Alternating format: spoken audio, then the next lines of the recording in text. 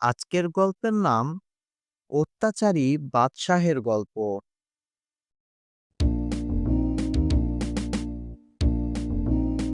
এক দেশে এক অত্যাচারী বাদশাহ ছিলেন। বিভিন্ন রকমের অত্যাচার তিনি করতেন। লোকজনের ঘোড়া গাধা জোর করে কেড়ে নিতেন। বাদশাহ একদিন সৈন্য সামন্ত সঙ্গে নিয়ে শিকার করতে গেলেন। দলবল নিয়ে শিকার করতে আসা রাজাদের একটা অভিজাত্য এবং এটা একটা বড় উৎসব। রাজা একা একা একটা শিকারের পিছনে ধাওয়া করতে করতে অনেক দূর চলে গেলেন। তার অন্য কোনো দিকে খেয়াল নেই। তখন সন্ধ্যা। রাজা টের পেলেন বনের মাথায় ঘন আঁধার নামছে, সঙ্গে কোনো অনুচরও নেই। সুতরাং সম্পূর্ণ অপরিচিত স্থান।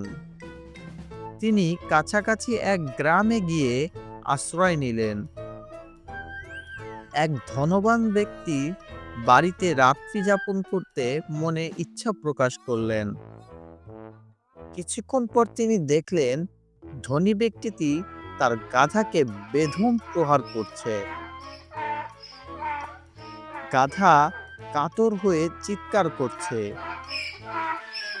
লোকটি নির্বাক, লোকটি নির্বিকার। সে গাধার একটা পা ভেঙে দিল। রাজা তাই দেখে লোকটিকে বলল, কি হে, অবলা জীবটাকে এভাবে পেটাচ্ছ কেন? গাধার ঠ্যাং ভেঙে তুমি নিজের শক্তি পরীক্ষা করছো?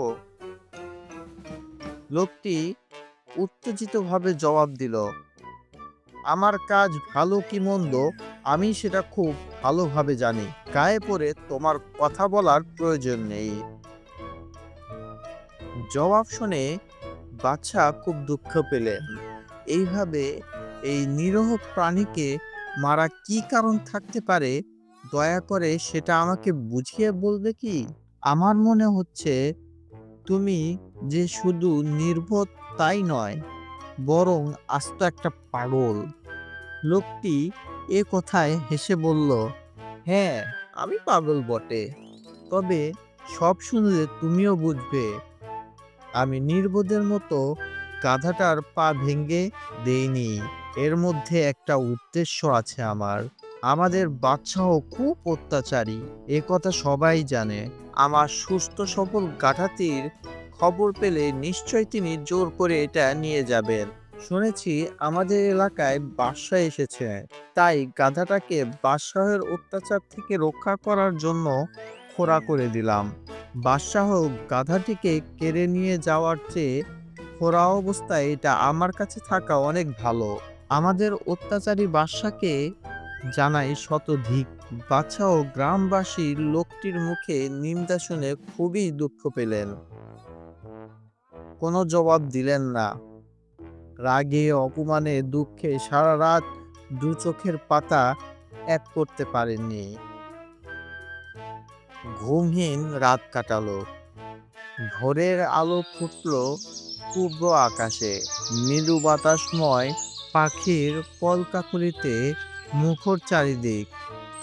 সৈন্য সামন্ত বাদশাহকে খুঁজতে খুঁজতে সাত সকালে হাজির হলো সেই গ্রামে। ধনী লোকের বাড়ির সামনে এলো তারা। শত শত লোকজনের মুহূর্তে ভিড় হয়ে গেল। সুসজ্জিত বাদশাহর সেবায় নিয়োজিত হলো। সেই বাড়ির সামনে জাঁকজমকপূর্বক বিশাল দরবার বসে গেল। রাজ্যের প্রধান প্রধান ব্যক্তি রাজার সামনে এসে আসন গ্রহণ করলেন। রাজকীয় খানাপিনা আয়োজন করা হলো। কিছুক্ষণের মধ্যেই সে এলাকার সম্পূর্ণ পরিবেশ পাল্টে গেল। সৈন্যদলও ঘোড়ার পদভরে থরথর করে কাঁপতে লাগলো সেই এলাকা। বাড়ির সেই লোকটি ব্যাপার স্যাপার দেখে একেবারে হয়ে গেল। তিনি ভাবল, গত রাতে স্বয়ং বাদশাহ ছিলেন আমার অতিথি। অর্থাৎ বিপদ ঘনিয়ে এসেছে। বাদশাহ ডেকে পাঠালেন লোকটিকে, ধরে বেঁধে তাকে আনা হলো বাদশাহর সামনে। লোকটি বুঝল তার আত্মরক্ষার আর কোনো উপায় নেই। এই মুহূর্তেই তার জীবন শেষ হবে, আর ভয় করা বৃথা। কারণ তরবারির নিচেই মানবের ভাষা অধিক শক্তিশালী হয়ে থাকে।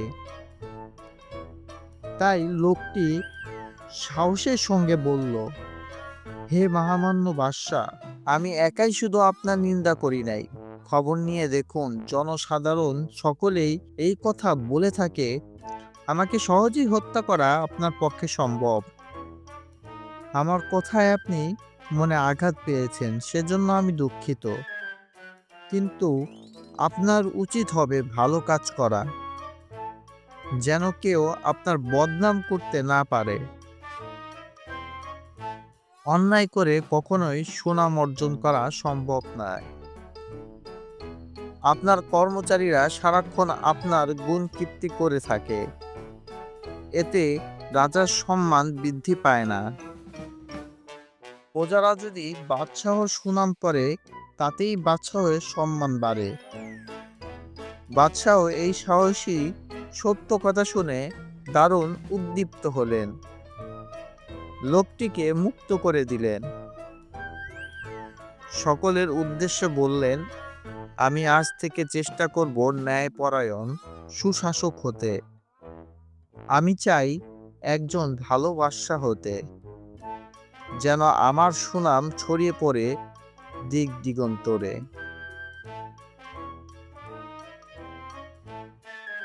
Watching Thing 59 cartoon, thanks for